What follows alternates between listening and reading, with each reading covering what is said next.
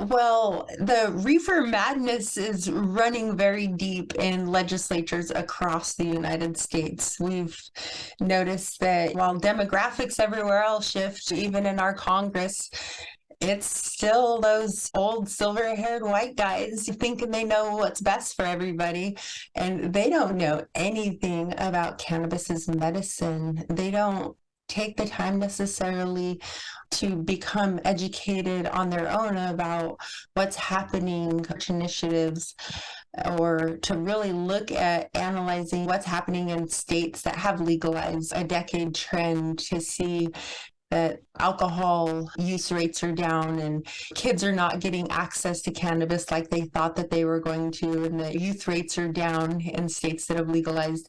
That education and advocacy for the cannabis plant as medicine really needs to come from the communities that are doing that work, or from the organized groups to uplift and carry those messages.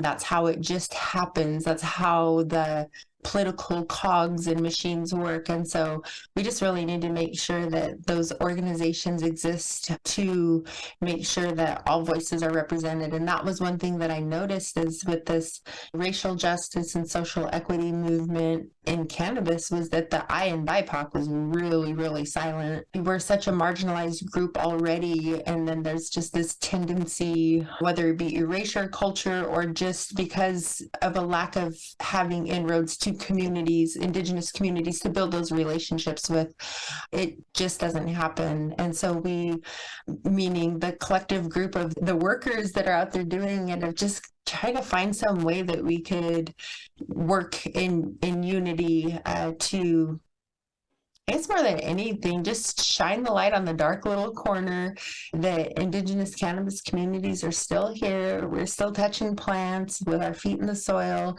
And I think one thing that is really important about non-governmental organizations and nonprofits in this space as well is that's when sustainable development initiatives and environmental goals, things and practices and best practices that are outside of economic incentives are brought into the bigger picture, where we can start talking about building an industry that's not just for the needs of us now, but that's planning for future generations.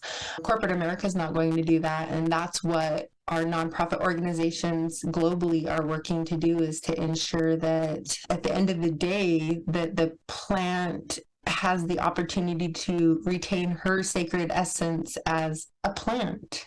Common sense, she's a plant, not no boogeyman monster that the global cannabis czars have made her be.